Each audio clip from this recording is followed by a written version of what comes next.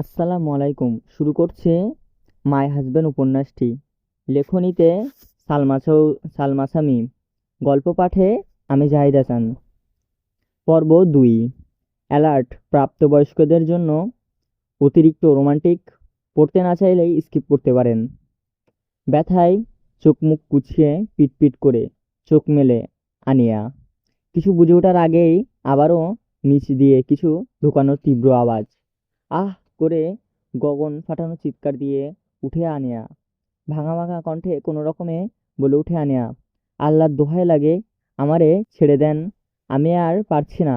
বলেই কান্না করতে থাকে। একটা সময় সেই কান্না তীব্র চিৎকারে পরিণতিই হয়। আনোয়ার কান্না দেখে প্রহেল কিছুটা সফটলি গলায় কিস করতে থাকে। আস্তে আস্তে নিচের দিকে তাকিয়ে বুকের মাঝে নাক ঘষে আলতোভাবেই বুকে বুকে চাপ দিয়ে ধরে আবারও দ্বিতীয়বারের মতো আনোয়ারতে ডুবে যায়।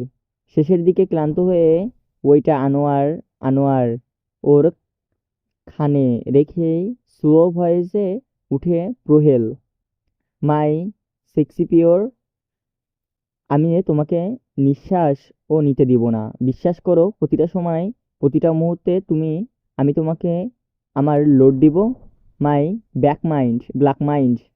বলেই কেটে যাওয়া ফুলা ফুলা ঠোঁটে ডিপলি কিস করে ঘুমিয়ে পড়ে।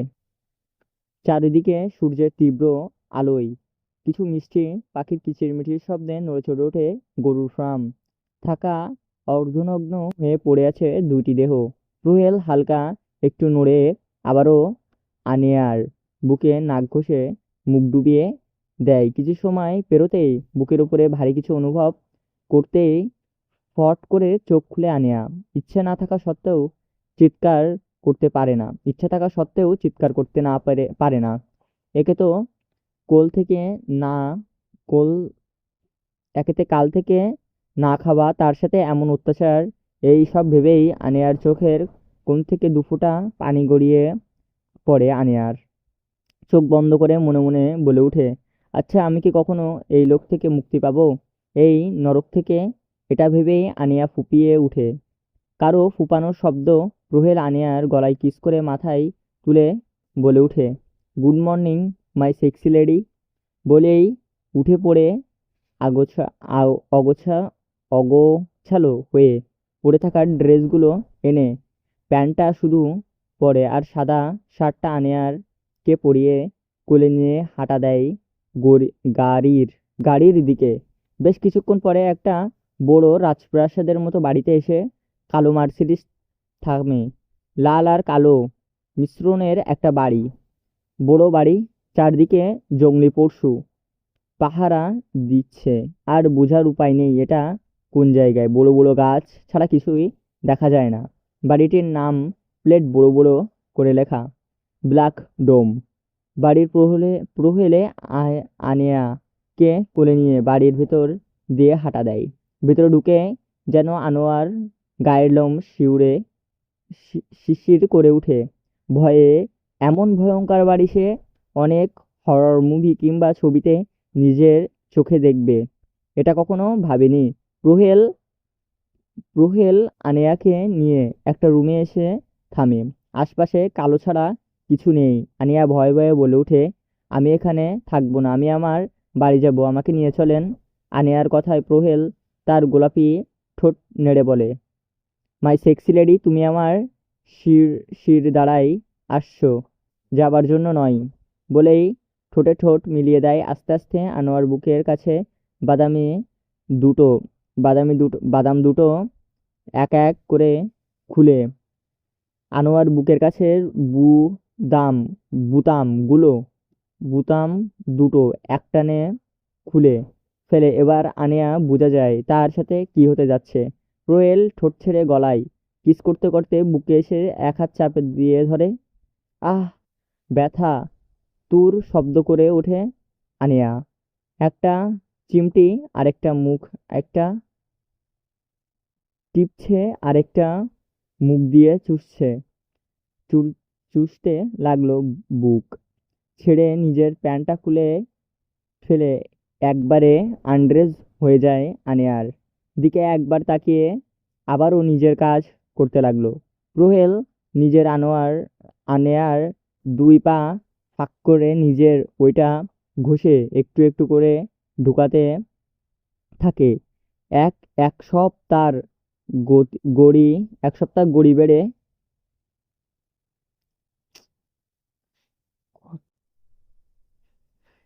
ওইটা ওইটা ঘষে একটু একটু করে ঢুকাতে থাকে।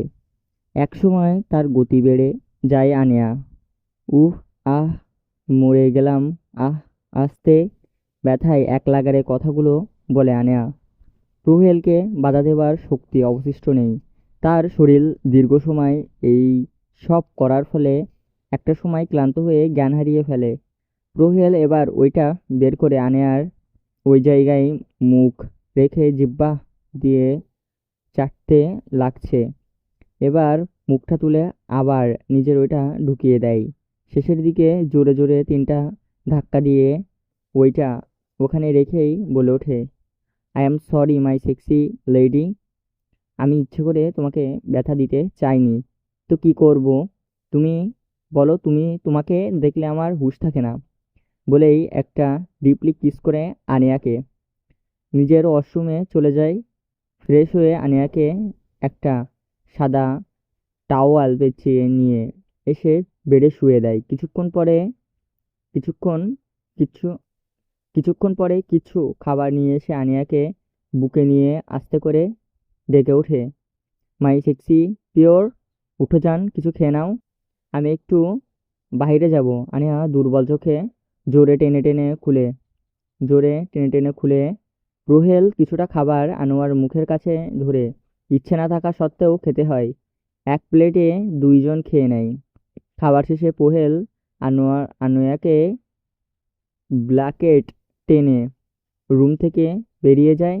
কিছু গার্ড আনিয়াকে ঘিরে রেখেছে। কিছুক্ষণ আগে সোহেল যাবার বেশ কিছুক্ষণ পরেই আনিয়া ঘুম ভেঙে কোনো রকমে উঠে নিচে নামা ধরাই এক পা সামনে দিবে তলপেটে ব্যথা অনুভব করে পা টেনে টেনে রুম থেকে বেরিয়ে এসে দরজা খুলতে থাকে।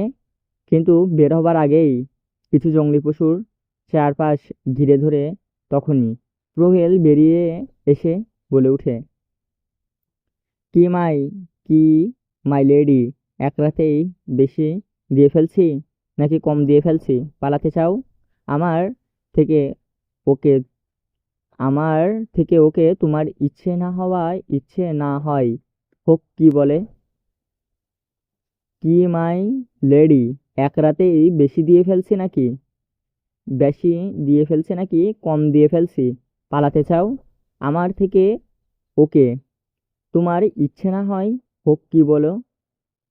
বলেই এক হাতে কাঁধে তুলে বেডরুমের দিকে হাঁটা দেয়। রুমে এসে ছুঁড়ে মেরে রুম থেকে বেরিয়ে যায়। কিচেনের দিকে খুঁজে খুঁজে কিছু কাঁচা লঙ্কা পেস্ট করে রুমে চলে আসে। রুহেলের হাতে কাঁচা লঙ্কা দেখে ভয়ে ভয়ে ওঠা আনিয়া জিজ্ঞেস করলো, এটা দিয়ে কি করবেন? প্লিজ দূরে যান। আনিয়া কথা বলতে রুহেল কাছে আসার দেরি না এসেই আলেহার শরীর থেকে তার কালো শার্ট খুলে নিয়ে আনড্রেস করে নিজেও আনড্রেস হয়ে যায়। বাটি থেকে কিছুটা লঙ্কা পেস্ট হাতে নিয়ে আনোয়ার ওই জায়গায় লাগিয়ে নিজের ওইটা ঢুকিয়ে দেয়। একেতে কাঁচা লঙ্কা দেবার জ্বলছে, তার উপর আবার এত ব্যথা। চলবে এখানেই পার্ট 2 শেষ মাই হাজবেন্ডের।